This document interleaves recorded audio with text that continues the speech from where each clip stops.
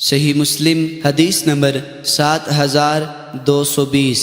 حضرت ابو سعید خدری رضی اللہ تعالی عنہ بیان کرتے ہیں کہ میں ابن سیاد کے ساتھ مکہ مکرمہ گیا۔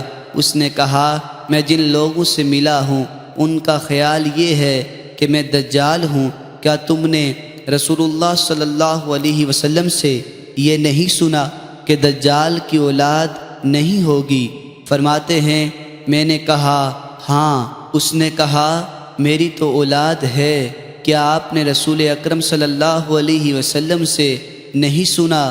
آپ نے فرمایا دجال مدینہ طیبہ اور مکہ مکرمہ میں داخل نہیں ہوگا، اور میری ولادت مدینہ طیبہ میں ہوئی اور اس میں میں نے مکہ مکرمہ جانے کا ارادہ کیا ہے۔